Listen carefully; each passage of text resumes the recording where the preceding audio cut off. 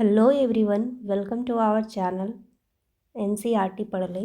तो आज हम लोग देखेंगे रेस्पायरेशन इन ऑर्गेनिज्म में किस प्रकार से रेस्पायरेशन होता है।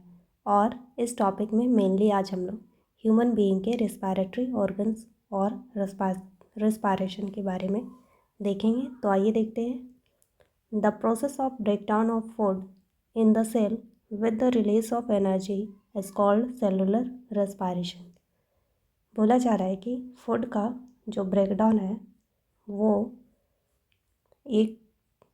वो सेल में होता है और फिर इस ब्रेकडाउन के दौरान एनर्जी रिलीज़ होता है और इसको हम लोग सेल में होता है, इसलिए इसे हम लोग सेलुलर रेस्पायरेशन कहते हैं। नेक्स्ट है takes place in the cell.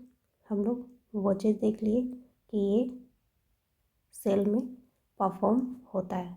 Next point, in this process the food that means glucose is ब्रेकन down into carbon dioxide and water using oxygen. और इस प्रोसेस में क्या होता है कि फूड जो है दैट मीन्स कि ग्लूकोज जो है वो ब्रोकन डाउन होता है, मीन्स कि टूटता है carbon dioxide plus water plus energy. और ये जो प्रोसेस होता है वो है आपका ऑक्सीजन के प्रेजेंस में। अब देखते हैं हम लोग रेस्पायरेशन के टाइप्स ऑफ रेस्पायरेशन। ये 2 टाइप्स के हैं, aerobic respiration and second one is anaerobic respiration। Aerobic respiration where respiration take place in the presence of oxygen, that is called aerobic respiration। And second one is anaerobic respiration, that means कि respiration occur in the absence of oxygen, that is called anaerobic respiration। That means कि aerobic respiration जो है oxygen के presence में ये perform होता है और एनारोबिक रेस्पायरेशन जो है वो ऑक्सीजन जब सेल में प्रेजेंट नहीं होता है या फिर सेल को ऑक्सीजन की कमी होती है उस टाइम एनारोबिक रेस्पायरेशन परफॉर्म करता है। Next, aerobic respiration, the breakdown of glucose with the use of oxygen is called aerobic respiration। जो हम लोग वर्बली बोले हैं वो यहाँ पे रिटन में लिखा गया है कि ग्लूकोज का ब्रेकडाउन जब होता है ऑक्सीजन को यूज़ करने के दौरान तो ये कहलाता है आपका एरोबिक रेस्पायरेशन। बेसिकली ऐसे कह सकते हैं हम लोग कि एरोबिक रेस्पायरेशन जो है वो रेस्पायरेशन जब ऑक्सीजन प्रेजेंट होता है तब होता है। नेक्स्ट है, अब देखते हैं इसका रिएक्शन। ग्लूकोज जो है in the presence of O2, that means कि ऑक्सीजन प्रोड्यूस करता है कार्बन डाइऑक्साइड या फिर ब्रेकडाउन होता है carbon dioxide plus water plus energy, और एनर्जी जो है ATP के रूप में प्रोड्यूस होता है। इसका हम लोग केमिकल फार्मूला देख लेते हैं। C6H12O6 plus 6O2, presence of O2 है, दैट मीन्स कि वहाँ पे हम लोग एरो में O2 रिटर्न में लिख सकते हैं। 6CO2 plus 6H2O plus energy, और एनर्जी जो है ATP के रूप में होता है। तो इस प्रकार से रिएक्शन आपके लिए मोस्ट इम्पॉर्टेंट है। नेक्स्ट है second number, anaerobic respiration, the breakdown process of food glucose in the absence of oxygen is called anaerobic respiration। Anaerobic respiration क्या है? तो ये ब्रेकडाउन प्रोसेस है फूड का जो कि आपके ऑक्सीजन की लैकनेस के टाइम रेस्पायरेशन होता है, उसको हम लोग एनारोबिक रेस्पायरेशन कहते हैं। अब देखते हैं reaction. Glucose in the absence of oxygen, alcohol plus carbon dioxide plus energy, C6H12 O6 react और फिर ब्रेक डाउन होता है 2C2H5OH plus 2CO2 plus energy. Alcohol का फार्मूला, कार्बन डाइऑक्साइड का फार्मूला, ग्लूकोज का फार्मूला सब दिया हुआ है। नेक्स्ट है, अब देखते हैं the organism which can survive in the absence of air are called anaerobes. वैसे ऑर्गेनिज्म जो कि एब्सेंस ऑफ एयर में भी सर्वाइव कर लेते हैं उन्हें एनारोब्स कहते हैं। दैट मीन्स कि एनारोबिक ऑर्गेनिज्म भी कह सकते हैं। और एग्जांपल में ये है यीस्ट। यीस्ट जो है विदाउट एयर भी वो सर्वाइव कर सकता है। तो ये फिर रिस्पायरेशन कैसे करता होगा? ये एनारोबिक रिस्पायरेशन करता है। नेक्स्ट है ड्यूरिंग हेवी एक्सरसाइज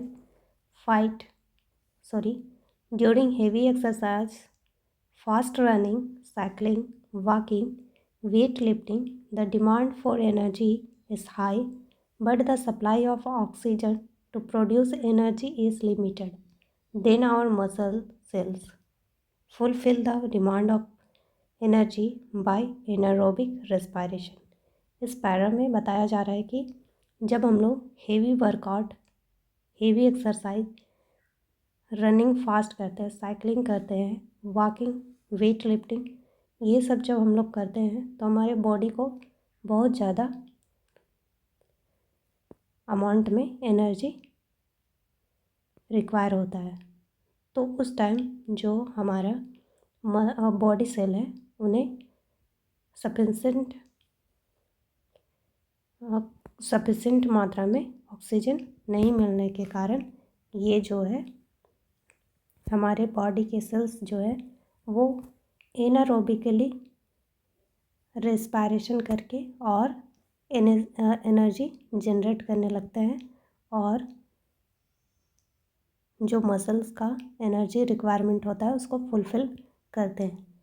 तो जब एनारोबिक रेस्पायरेशन के थ्रू अपने ऑक्सीजन डिमांड को और एनर्जी की डिमांड को सप्लाई करते हैं तो ये कहलाता है एनारोबिक रेस्पायरेशन। तो ये आपका एनारोबिक रेस्पायरेशन कब होता है? जब हेवी अमाउंट में एनर्जी हमारे बॉडी को रिक्वायर होता है और ऑक्सीजन की सप्लाई लिमिटेड होने के कारण एनर्जी जनरेट करने में हमारे बॉडी सेल्स को डिफ़िकल्टी फील होता है। उस टाइम ये एनारोबिक रेस्पायरेशन के थ्रू एटीपी जनरेट करता है। इस प्रकार से अब इसका देखते हैं हम लोग केमिकल फॉर्मूला। ग्लूकोज का जो केमिकल फार्मूला है ऊपर आप देख लीजिएगा। इन मसल सेल्स में इन the absence of oxygen lactic acid का फुल फार्मूला जो है 2C3H6O3 प्लस एनर्जी जो है एटीपी के रूप में जनरेट करता है हमारे मसल सेल्स। अब देखते हैं next point, due to partial breakdown of glucose produces lactic acid. और जब एनारोबिक रेस्पायरेशन होता है उस टाइम हमारा जो सेल है वो ग्लूकोज का फुल्ली ब्रेक डाउन नहीं करता है, वो पार्शियल ब्रेक डाउन करता है, जिसकी वजह से लैक्टिक एसिड का फॉर्मेशन होने लगता है। The accumulation of lactic acid causes muscle cramps. और हम लोग जब हेवी वर्कआउट कर लेते हैं तो हमारे मसल्स में पेन होने लगता है। उसी मसल पेन को हम लोग मसल क्रैम्प्स कहते हैं। और ये क्यों होता है? तो ये हमारे मसल्स में लैक्टिक एसिड के एक्यूमुलेशन या फिर डिपोजिशन के कारण होता है। नेक्स्ट है breathing. Breathing means taking in air rich in oxygen and giving out air rich in carbon dioxide with the help of respiratory organ. बोला जा रहा है कि ब्रीदिंग क्या है? तो इसका मतलब ये है कि ऑक्सीजन रिच एयर को इनहेल करना और कार्बन डाइऑक्साइड रिच एयर को एक्सेल करना, मीन्स कि ऑक्सीजन रिच एयर जो है उसको श्वास के द्वारा अंदर लेना और कार्बन डाइऑक्साइड रिच ऑक्सीजन जो है उसको श्वास के द्वारा ही बाहर निकालना। और ये किसके हेल्प से होता है? तो ये रेस्पिरेटरी ऑर्गन्स के हेल्प से होता है। नेक्स्ट है, in the breathing process 2 processes involves, और इस ब्रीदिंग में 2 प्रोसेस होता है। वो है आपका इनहेलेशन। इनहेलेशन मीन्स की taking in O2 rich air, और सेकेंड है exhalation, giving out CO2 rich oxygen air. Exhalation में क्या होता है कि CO2 रिच एयर को हम लोग गिव आउट करते हैं, मीन्स कि अपने शरीर से बाहर निकालते हैं। अब देखते हैं breathing rate. The number of times a person breathes in a minute is called breathing rate. Breathing rate क्या है? तो एक पर्सन 1 मिनट में कितनी बार वो ब्रीथ करता है उसे हम लोग ब्रीदिंग रेट कहते हैं। नॉर्मल पर्सन का ब्रीदिंग रेट क्या है? तो 15 to 18 टाइम्स पर मिनट। एक नॉर्मल पर्सन 1 मिनट में 15 to 18 टाइम्स वो ब्रीथ करता है। नेक्स्ट है, during heavy exercise the breathing rate can increase. और जब हम लोग हेवी वर्कआउट करते हैं तो जो ब्रीदिंग रेट है वो बढ़ करके आपका 25 टाइम्स पर मिनट तक चला जाता है। अब देखते हैं ह्यूमन रेस्पिरेटरी सिस्टम। ये जो है हमारा human respiratory system nasal passage oral cavity से स्टार्ट होता है। ये फिर आपका फायरिंग्स जो है आपका फूड एंड विंड का कॉमन पासेज है। ट्रैकिया जो है ये जहाँ से स्टार्ट होता है विंड का अलग पैप, मीन्स कि एयर के लिए ऑक्सीजन के लिए, वो आपका ट्रैकिया कहलाने लगता है। नेक्स्ट है लंग्स, रिब्स, डायफ्राम। बस जो इतने हमारे रेस्पिरेटरी सिस्टम के पार्ट्स। अब देखते हैं कुछ important. The air around us has various types of unwanted particles such as smoke, dust, pollens, etc. When we inhale, the particles get trapped in the air present in our nasal cavity. However, sometimes these particles may get past the air in the nasal cavity. This may irritate the lining of the cavity, as a result of which we sneeze. Sneezing expels these foreign particles from the inhaled air, and a dust-free, clean air enters our body. Take care. When you sneeze, you should cover your nose so that the foreign particles you expel are not inhaled by other persons. बोला जा रहा है कि हमारे चारों ओर जो air present है जिसे हम लोग सांस लेते हैं, उस एयर में unwanted particles such as smoke, dust, pollen etcetera, जो अनवांटेड पार्टिकल्स हैं वो भी उसमें प्रेजेंट होता है। तो जब हम लोग उस एयर को इनहेल करते हैं, मीन्स के सांस लेते हैं, तो वो पार्टिकल्स भी ट्रैप होके हमारे नोज़ में जो हेयर प्रेजेंट है वहाँ पे ट्रैप हो जाते हैं, मीन्स कि फंस जाते हैं, और वो हमारे नेज़ल कैविटी के लाइनिंग को इरिटेट करना स्टार्ट कर देते हैं। जब ये इरिटेशन स्टार्ट होता है तो हमें छींक आती है, मीन्स कि स्नीजिंग होता है। तो हम लोग स्नीजिंग करते हैं तो वो फॉरेन पार्टिकल जो है वो जो हम लोग अंदर सांस लिए हैं वो जो फॉरेन पार्टिकल्स है स्नीज करने पे हमारे नाक के थ्रू बाहर आ जाता है, और क्लीन एयर जो है वो हम लोग अपने लंग्स तक भेज देते हैं। तो इस प्रकार से हम इनहेल करते हैं और किस प्रकार से हम लोग अनवांटेड पार्टिकल्स को बाहर एक्सपेल करते हैं। और जब हम लोग स्नीज करते हैं तो बोला जा रहा है कि टेक केयर में कि जब स्नीज करते हैं हम लोग तो उस टाइम हमें अपने नोज़ को कवर कर लेना चाहिए, ताकि जो हम लोग फॉरेन पार्टिकल्स एक्सपेल करेंगे, मीन्स कि स्नीज आउट करेंगे, तो वो बाहर जो आएगा वो कोई दूसरे पर्सन उसको इनहेल ना कर ले। इसलिए हम लोग को नोज़ एंड माउथ दोनों बेसिकली कवर करना चाहिए। अब नेक्स्ट देखते हैं changes of respiratory system during inhalation and exhalation. बोला जा रहा है कि रेस्पिरेटरी सिस्टम के दौरान हम जब ब्रीदिंग करते हैं तो हमारे जो चेस्ट है, डायफ्राम है, रिब्स हैं और लंग्स है, वो कैसे चेंज होता है या फिर कैसे रिएक्ट करता है उसके बारे में देखेंगे, जो एग्ज़ाम्स में मोस्ट इम्पॉर्टेंट है, जो पूछा जाता है। During inhalation ribs move up and outwards and diaphragm moves downward.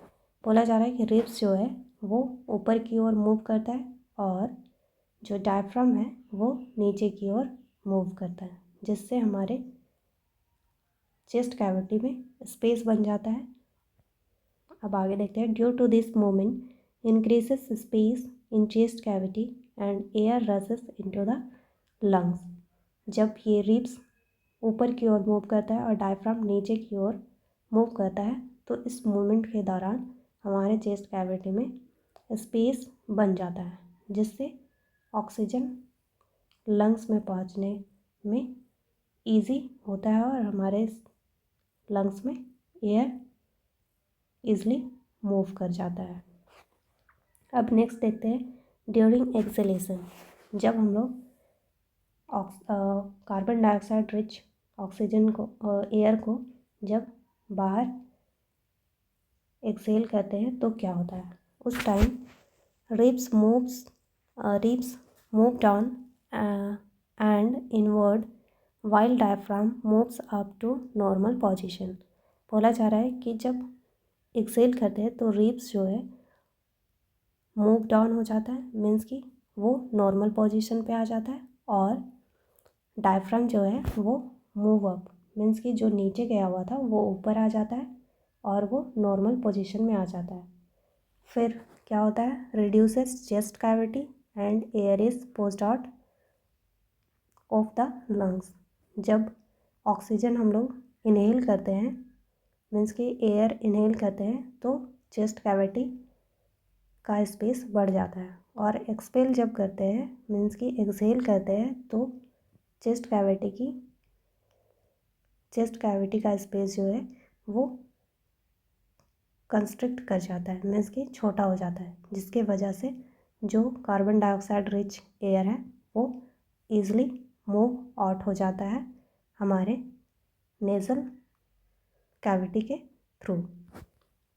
तो इस प्रकार से हमारा डायफ्राम और रिब्स जो है मूवमेंट शो करते हैं। अब नेक्स्ट देखते हैं फिगर से। ये आपका इनहेलेशन है। इनहेलेशन जब होता है तो देखिए रिब्स मूव आउट हो जा रहा है, ये अपवर्ड मूवमेंट कर रहा है, और डायफ्राम जो है डाउनवर्ड मूवमेंट कर रहा है, जिसके वजह से चेस्ट कैविटी में स्पेस बन जाता है। फिर आप देखिए यहाँ पे एक्सहेल जो है इसमें डायफ्राम ऊपर की ओर मूव कर रहा है, और रिब्स भी जो ऊपर की ओर मूवमेंट किया था वो डाउनवर्ड बैकवर्ड मूवमेंट कर रहा है, जिसकी वजह से जो चेस्ट कैविटी में स्पेस बना था वो कम हो जाता है, और कार्बन डाइऑक्साइड रिच एयर वो बाहर पुश आउट कर दिया जाता है, एक्सहेल कर दिया जाता है। इस प्रकार से ब्रीदिंग के टाइम हमारे रेस्पिरेटरी ऑर्गन में मैकेनिज्म या फिर फंक्शन करता है। अब देखते हैं हम लोग इस प्रकार से आज हम लोग जो ह्यूमन रेस्पिरेटरी सिस्टम है और किस प्रकार से हम लोग ब्रीदिंग करते हैं, हमारा ब्रीदिंग ऑर्गन या फिर रेस्पिरेटरी ऑर्गन किस प्रकार से मूव करते हैं और हमें इनहेल और एक्सहेल करने में हेल्प करते हैं। तो इस प्रकार से आज हम लोग रेस्पिरेशन इन ऑर्गेनिज्म में ह्यूमन बीइंग का रेस्पिरेशन हम लोग कंप्लीट कर लिए। अब नेक्स्ट डे देखेंगे हम लोग कि different organism, for example insect, cockroach, frog, केचुआ, ये सब किस प्रकार से ब्रीदिंग या फिर रेस्पिरेशन करते हैं वो हम लोग नेक्स्ट डे देखेंगे।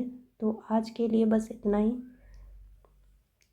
आप लोग को सेशन हेल्पफुल लग रहा है या फिर नहीं, ये आप लोग कमेंट के थ्रू बता सकते हैं। और किसी चीज़ में इम्प्रूवमेंट चाहिए तो वो भी आप लोग कमेंट के थ्रू मुझे बता सकते हैं, ताकि मैं इम्प्रूव कर सकूँ उस चीज़ में और बेस्ट करने की कोशिश करूँ।